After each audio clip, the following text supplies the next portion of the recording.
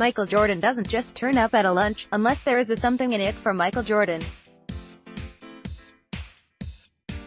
He will be there when Jordan is being celebrated or his brand is releasing a new clothing line or shoe.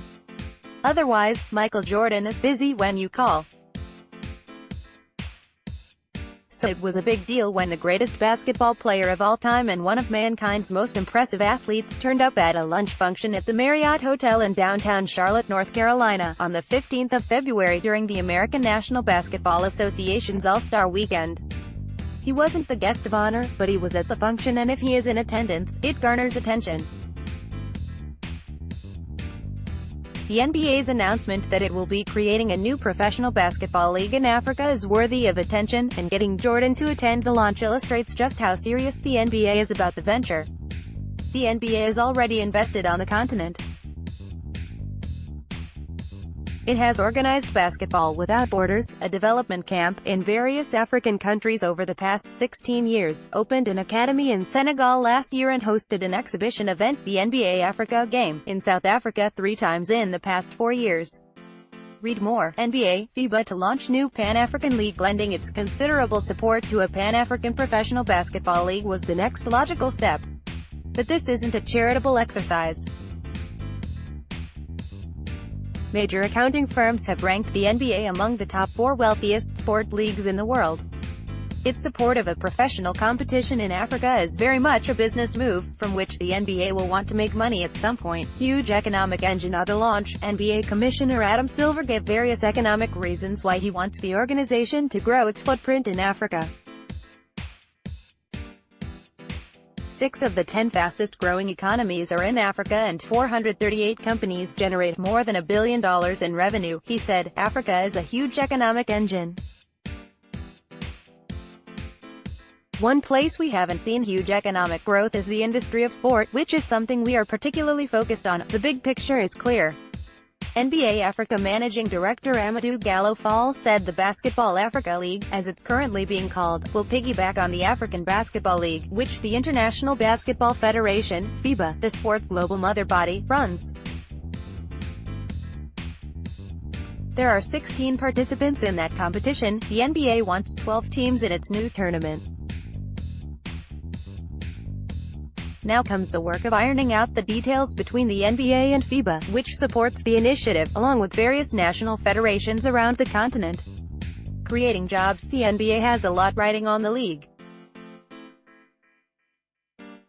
It has announced support for the tournament from U.S. basketball team owners and major sponsors such as Nike, Pepsi and Disney. The Walt Disney Company owns 80% of sports broadcaster ESPN, and basketball has been core to its programming since inception. Combined with our other programs on the continent, we are committed to using basketball as an economic engine to create new opportunities in sport, media and technology across Africa, said Silver.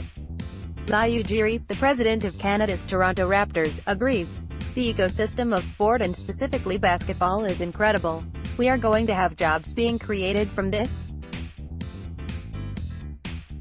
As much as any player from this continent, including greats like Nigerian-American Hakeem Olajuwon, Congolese-American Dikembe Mutombo and lately Joel Embiid from Cameroon, Ujiri's story exemplifies the kind of opportunities the league could create for Africans.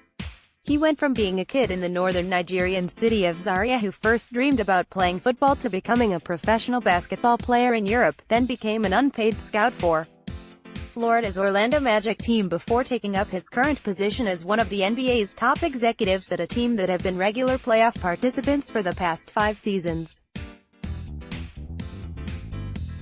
Citing Embiid and Giannis Antetokounmpo, whose parents were born in Nigeria, as examples, Ujiri said the depth of talent in Africa is enormous. There's a lot of them. It's just, how do you develop courts? How do you develop leagues? How do you develop programs? How do you encourage youth?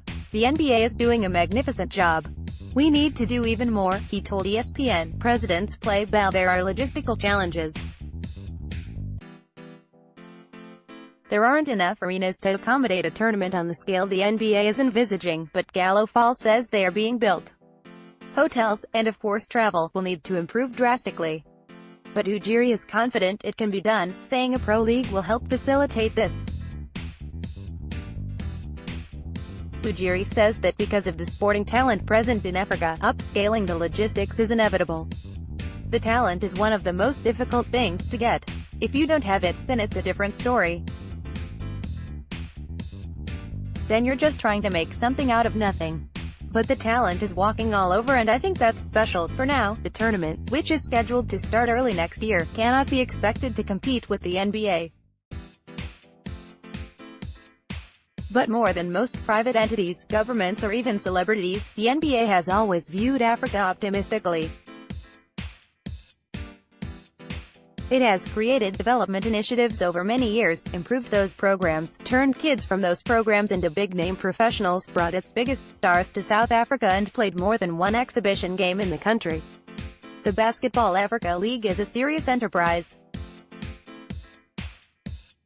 It has the backing of presidents including Paul Kagame of Rwanda, Uhuru Kenyatta of Kenya, and, notably, former U.S. President Barack Obama, a huge basketball fan. It also has the backing of Michael Jordan. He posed for a picture at the announcement of the competition, but didn't say anything. He didn't have to. His mere presence spoke volumes about what is to come. New frame.